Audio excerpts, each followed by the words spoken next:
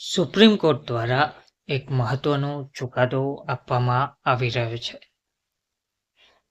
આ ચુકાદો SC, ST, OBC કેટેગરીમાં આવતા ઉમેદવારોને આપ્યો છે, અથવા તો તેવું કહી શકાય કે SC, ST, OBCમાં આવતા ઉમેદવારો માટે એક મહત્વપૂર્ણ ચુકાદો સુપ્રીમ કોર્ટ દ્વારા આપવામાં આવ્યો છે. સુપ્રીમ કોર્ટે જે ચુકાદો આપ્યો છે તેના લીધે હવે SC, ST, OBC કેટેગરીના ઉમેદવારો માટે ખુશીના સમાચાર સામે આવ્યા છે. સરકારી નોકરીમાં મેરિટને લઈને નમસ્કાર મિત્રો, સ્વાગત છે તમારું અમારી YouTube ચેનલમાં. તો મિત્રો, supreme court on reserved category સરકારી નોકરીની તૈયારી કરતા લાખો ઉમેદવારો માટે સુપ્રીમ કોર્ટે એક અત્યંત મહત્વનો અને સીમાચિહ્નરૂપ ચુકાદો લેન્ડમાર્ક જજમેન્ટ આપ્યું. કોર્ટ દ્વારા સ્પષ્ટ કરવામાં આવ્યું છે કે મેરિટને કોઈ પણ સંજોગોમાં નજરઅંદાજ કરી શકાય નહીં. જો કોઈ અનામત વર્ગ SC હોય કે પછી ST હોય કે પછી OBC ના ઉમેદવાર હોય તો તેવા ઉમેદવાર જનરલ કેટેગરીના કટ ઓફ કરતાં વધુ માર્ક્સ મેળવે છે તો તેને શોર્ટ લિસ્ટિંગ વખતે ઓપન કેટેગરીનો ગણવો જોઈએ, નહીં કે તેની અનામત શ્રેણીનો.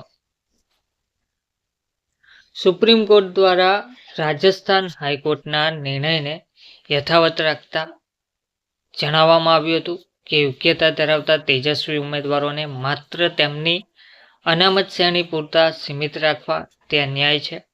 આ ચુકાદાથી હવે સરકારી ભરતીઓમાં મેરિટને પ્રાથમિકતા મળશે.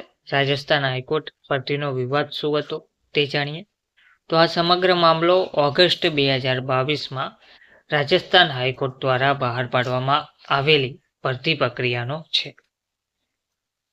પદ હતા જુનિયર જ્યુડિશિયલ આસિસ્ટન્ટ અને ક્લર્ક ગ્રેડ 2. કુલ જગ્યાઓ લગભગ 2756. પરીક્ષા પદ્ધતિ 300 માર્ક્સની લેખિત પરીક્ષા પ્લસ 100 માર્ક્સની ટાઈપિંગ ટેસ્ટ. નિયમ હતો ખાલી જગ્યા કરતાં 5 ગણા ઉમેદવારોને શોર્ટલિસ્ટ કરવાનો. તો આ નિયમ રાખવામાં આવ્યો હતો. જ્યારે મે 2023માં આ પરીક્ષાનું પરિણામ આવ્યું ત્યારે એક વિચિત્ર સ્થિતિ સર્જાઈ, જેમાં SC, OBC, MBC અને EWS કેટેગરીના cut off marks general category કરતાં પણ ઊંચા ગયા હતા. પરિણામે ઘણા એવા અનામત વર્ગના ઉમેદવારો જેમના માર્ક્સ જનરલ કટ ઓફ કરતાં વધારે હતા તેઓ પોતાની કેટેગરીના ઊંચા મેરિટને કારણે ટાઈપિંગ ટેસ્ટ માટે ગેરલાયક ઠર્યા હતા. આ અન્યાય સામે ઉમેદવારો કોર્ટમાં ગયા હતા. ઓપન કેટેગરી સૌના માટે છે. સુપ્રીમ કોર્ટ દ્વારા વલણ અપનાવવામાં આવ્યું. રાજસ્થાન હાઈકોર્ટે અગાઉ ચુકાદો આપ્યો હતો કે જે ઉમેદવારોએ કોઈ પણ વિશેષ છૂટછાટ લીધા વગર જનરલ કેટેગરી કરતાં વધુ માર્ક્સ મેળવ્યા છે તો તેમને ઓપન કેટેગરીમાં શિફ્ટ કરવા જોઈએ. આ નિર્ણયને પડકારતી અરજી પર સુપ્રીમ કોર્ટના જસ્ટિસ દીપાકર દત્તા અને જસ્ટિસ ઓગસ્ટિન જ્યોર્જ મસીહની બેન્ચે મહત્વનું અવલોકન કર્યું હતું. સુપ્રીમ કોર્ટે કહ્યું હતું ઓપન કેટેગરી એ કોઈ જનરલ કોટા નથી.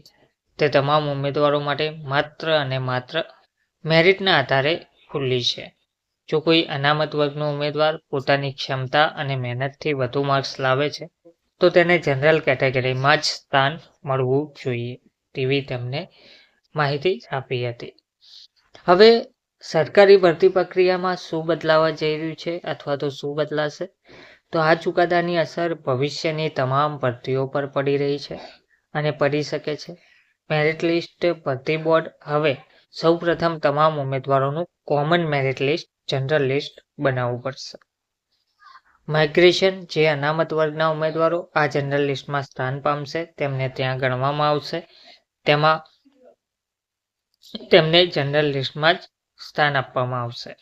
અનામત બેઠકોમાં જનરલ લિસ્ટમાં ગયેલા અનામત ઉમેદવારોને બાદ કર્યા પછી જે તે કેટેગરીની બાકી રહેલી બેઠકો અન્ય અનામત ઉમેદવારોથી ભરવામાં આવશે તેવી માહિતી આપવામાં આવી છે. આ નિર્ણયથી એવા સેંકડો પ્રતિભાશાળી ઉમેદવારોને ફાયદો થશે જેઓ ટેકનિકલ કારણોસર ભરતી પ્રક્રિયામાંથી બહાર ફેંકાઈ જતા હતા. તો ટૂંકમાં હવે સુપ્રીમ કોર્ટના આ નિર્ણયથી સુપ્રીમ કોર્ટના આ મહત્વપૂર્ણ ચુકાદાથી SC, ST, OBC કેટેગરીના ઉમેદવારો માટે આ એક ખુશીના સમાચાર સામે આવી રહ્યા છે. ધન્યવાદ.